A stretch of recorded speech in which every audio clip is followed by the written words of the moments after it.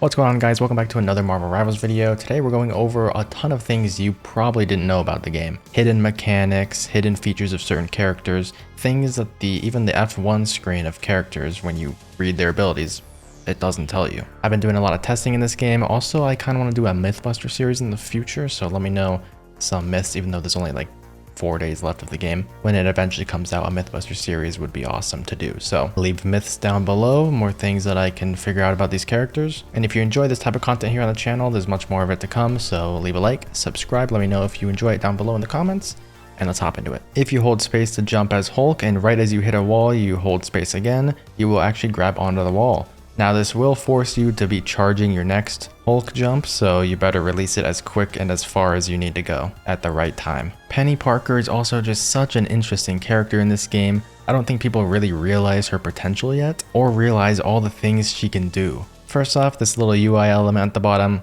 if it gets yellow, you have enough tension built up on your web strand to let go of running forward or whichever direction you're moving, and it'll pull you back. Some people think it's just random when it happens, but it is not. It is based on how much tension your web has.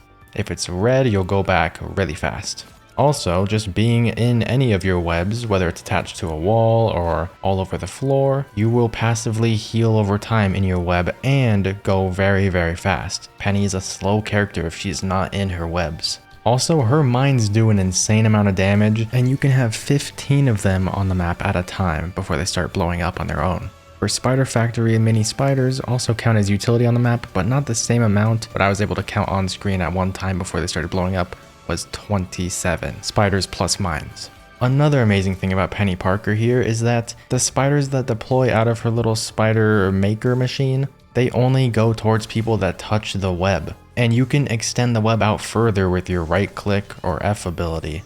Just keep on building your web out with up to 3 of your own little webs. So as you connect it towards an enemy, the spiders will follow the web and attack enemies. It is worth it to hit directly with Magneto and Iron Man's attacks, as it basically quadruples your damage. Iron Man's third attack in his attack chain has a bigger splash radius and wastes more ammo, unless you're in armor overdrive. Magneto's basic attacks also have this weird lingering effect to them, where if it just barely passes by someone and they walk through it, it'll do a couple ticks of damage to them. Iron Man's ult also has the same properties as it passes by people, it'll do extra ticks of damage. Iron Man's ultimate also has damage fall off. It does more damage the closer it is to the targets, unlike Scarlet Witch's, which does the same amount of damage anywhere it is.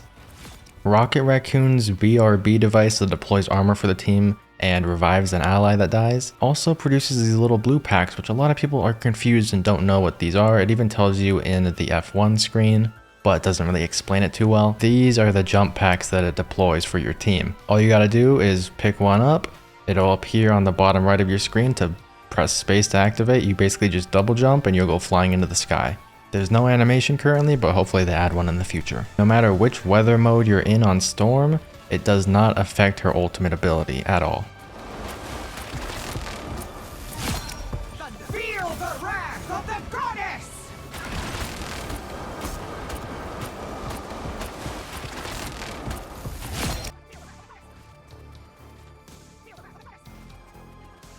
Also, something that the game doesn't tell you that even confuses me is when you're goddess boosting your speed mode, all the enemies in the area get this black cloud around them. Don't know what this is. It doesn't seem to slow the enemies at all, but it's just there. Maybe just telling you that if you switch into your lightning form, they will be struck by lightning. That could be it. Groot is the only character in the game that has a melee chain combo that knocks people in the air on the 3rd hit. It also does 2 ticks of damage. Also, funnily enough, melee characters have their own melee if you press the melee button. I don't know why this is a thing, but it's not for all the characters. Hulk, for example, just has his normal melee attack. Only unique one on him is for Bruce Banner. But characters like Magic attack with the hilt of her sword if you press the melee button, and it's just kind of weird. They don't really need those, but they're there. AoE attacks actually don't work through portals, neither does, for example, Doctor Strange's Eye of Agamotto ultimate ability. And his Shield of Seraphim doesn't even pass through them. On a first playthrough or first glance, Loki might not seem like he can heal himself except for his 20-second cooldown regeneration domain, but actually if he goes invisible, he does heal over time while invisible. Sadly, I think this is due to server tick rate or some kind of physics problem in this game. You cannot put a portal below another portal and do the old portal game falling forever. You actually never really need to reload with Punisher as long as you're using both his assault rifle and shotgun. You just swap weapons, and after about 2 to 2.5 seconds, the other gun will be reloaded and ready to use.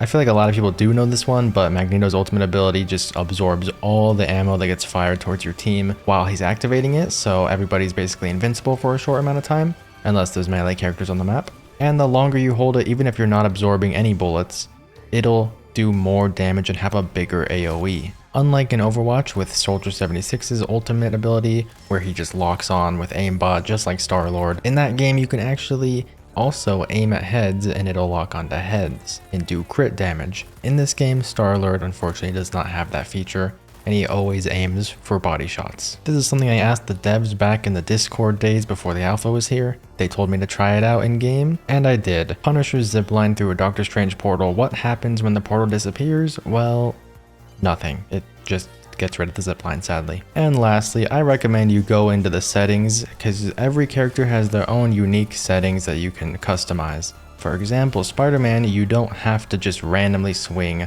on whatever object it locks onto for you. You can actually turn on a setting so that you have to aim your webs and swing based on the point of connection. Other characters might have abilities bound to certain keys that you don't feel comfortable pressing. You might want to have your melee button be Spider-Man's punches, while your left click is your web shooting, your right click is your web swinging. You can customize all of that for every single character in the options. A lot of players do know about that, but some people just skip out on customizing settings in games like this. So I wanted to let you know that they do all have individual settings. You can even toggle on Hulk's jump so you don't have to hold it down the entire time. If this video helped out or you learned anything, let me know down in the comments. Subscribe, leave a like, and I'll see you guys in the next Marvel Rivals video very, very soon.